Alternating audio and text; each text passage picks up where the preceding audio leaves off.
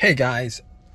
All right. So if you guys are in this situation like I was a couple of days ago, I just want to tell you guys how you guys can get your car started.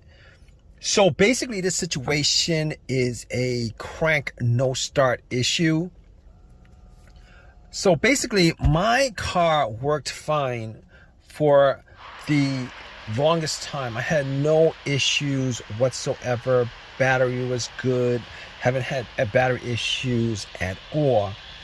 And out of nowhere, I parked it, got a crank no start issue.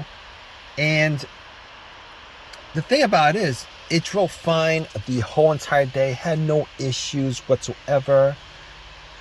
I went to a bunch of places. I drove it to the store, to the pet shop. I even got a couple of goldfishes when this occurred. It was pretty much at the end of the day. All right. Got some goldfishes at PetSmart. Went to a CVS to pick up something to drink. And got back out. Tried to start my car. And all I got was a crank. But it would not run. Crank, it would not run. Crank, it would not run. And I tried to start it multiple times. So I was a little bit worried because it's very, very, very warm out. And probably like in the mid 90s. Had some goldfish in a bag. And I was worried that those goldfishes might die. So I was a little bit stressed out with the whole situation. All right. I did get something to drink. I did get a can of Coke in Arizona. And they were kind of cold. So I actually put it in the bag where the goldfish were and hoping that the goldfishes would survive. But that's neither here nor there. And so I turned on my headlights, all right, just to see whether it could be a battery issue because the battery was never changed. I did not know the condition of the battery or how old the battery was.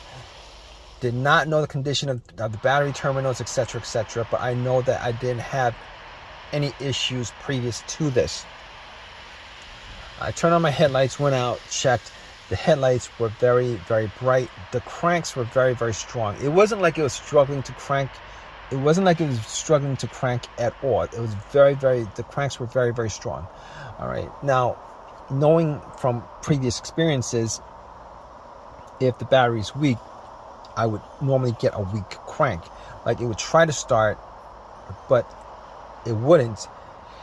And the more you crank it, the weaker it got till it just would not crank it on you because your battery's dead. However, I was getting strong cranks, but I had to eliminate the battery 100% in this situation because you never know, because there's like a lot of electrical parts in the car and you never know. All right. Well, you kind of know, but you never really know because when it comes to troubleshooting vehicles, I want to just go down the list and just eliminate one after another, after another, after another. All right. So I actually got to the battery and I was looking at it. Now, I didn't know what shape the battery was in. It did look really old. The terminals were really dirty and the terminals were a little bit loose. So what I did was I took the terminals off. I got some paper towel. I took my Coke and poured it on the terminals, cleaned it up as best I could, and cleaned off a lot of the green, whitish stuff that was on there. Popped it back on, tried to start it, and did the same thing. Strong crank won't start. It didn't start. Strong crank didn't start. So I was thinking to myself, you know what? I was still getting a strong crank after like cranking it 7 times. And to me, that pretty much says that the battery is pretty good. Even though the battery looked kind of old, pretty old, but it was under the hood. It was the battery. You know, after a while, if you put anything and not look at it, after a while you get dust on it and dirt and all that grime and all that stuff, right? So I was thinking to myself, 90% sure it's not the battery. I can't say 100%. Can never rule out, you can never rule that out unless you're able to get the car started, or are you able to test it out? So I didn't really have a jumper on me. I didn't have a jump pack to jump it. So I wasn't able to test, say 100% it was in the battery. But seeing as how the headlights were bright and it was cranking strong after 7 tries, I eliminated the battery altogether. All right, I eliminated the battery altogether. Now, I was thinking to myself, with this scenario, it could be a lot of different things, right? It could be the camshaft position sensor, it could be crankshaft position sensor, it could be the throttle position sensor, it could be the mass airflow sensor, because there's like a lot of sensors on the vehicle. It could be a lot of different things.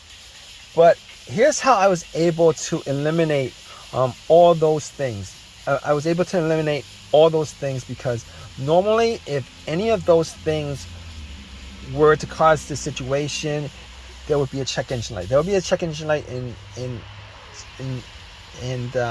sometimes the check engine light would be blinking, telling you that it's more of a serious issue. But here's the thing, I did not see a check engine light on the dash. There was no check engine light. I know that 100%. Not that I was checking out for the check engine light being an issue, but I was looking at the dash the whole entire day, glanced here and there, did not see a check engine light on the dash. So I know now I can't rule that out as 100% because I couldn't get the car to start up. Now if it started up and there's no check engine light, you know, I could say 100% that it wasn't a check engine light. And I didn't have an OBD2 to pop it in to scan it.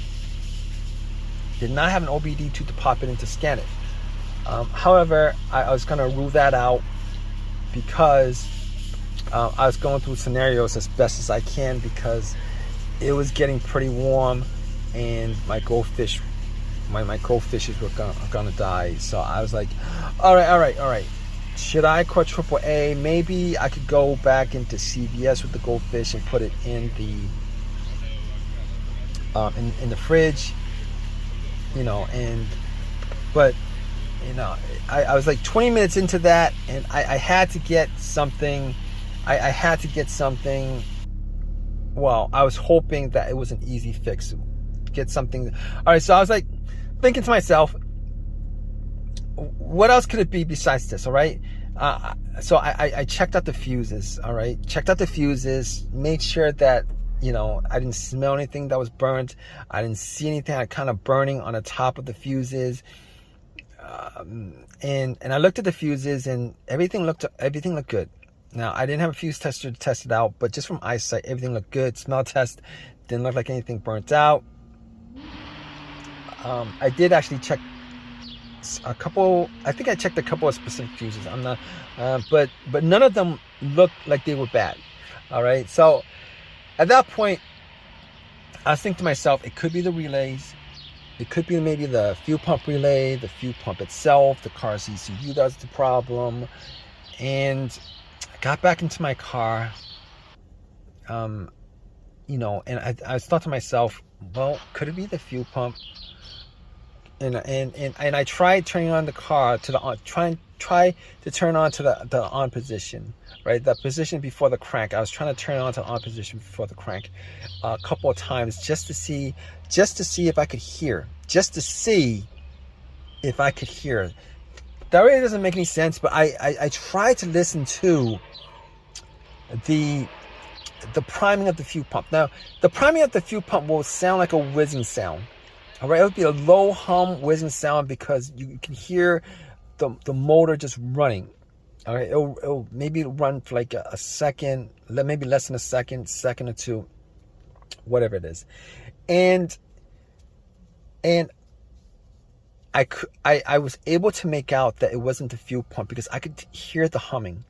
All right, maybe it was just me, but I could hear the humming. So I was like, you know what? That's probably not the issue. That's probably not the issue. So I was thinking to myself, what is it that could cause this? Because I was running out of troubleshooting ideas for this situation. All right, it's because there's nothing noticeable, nothing that was noticeably wrong with the car. And I was thinking to myself, you know what? There's a strong possibility that it could be the key fob, because I never changed out the key fob battery. And I knew somebody who had this particular situation come up where I tried to help them out, and it turned out that it was something as simple as the key fob battery that was causing it, because the battery was either dead or so low that the car could not read that the key fob was in the car. The alarm, the remote was in the car. So I'm at CVS. It's worth a try. I'm at CVS. It's worth a try. It'll be a quick fix if that is the fix, and I could save my goldfishes, etc., etc. And I was like, all right. So I'm gonna take the key fob battery out, because anything outside of this, I wouldn't be able to diagnose without a scan tool, without going through all the fuses, without going through the relay, etc., etc. But since the fuel pump was making a sound, I knew that the relay was working. But anyway, I took a chance on it, hoping that maybe I could fix this situation and just get home real fast. So key fob, I went to CVS, bought a battery. I took the key fob battery out because there's variations of the flat battery, so I matched it up, put the battery in, ran back to my car and tried to start it. Crossed my fingers, hoping that it would start, so that the goldfishes would, I could save the lives of the goldfishes. And get my car started without having to put in any more money outside of the $6 or $7 that I spent on the battery. Right? And I turned it on. I tried to crank it. It cranked and it turned on. It cranked and it turned on, guys. So I was relieved, and I've had no issues with it since. I was relieved. I had no issues with it ever since. And it's been a couple of days. I know for a fact that it is the battery, the fat battery and the key fob that's the problem. And I'm hoping that if you guys are in this situation, you guys probably are in one of these kind of situations where you have a crank no start, and you guys are trying to find a solution for it. I'm hoping that you guys have this easy of a fix as I did. So if you guys have this situation, you guys went through all the troubleshooting steps, and you guys are pretty much at a loss as to what to do next.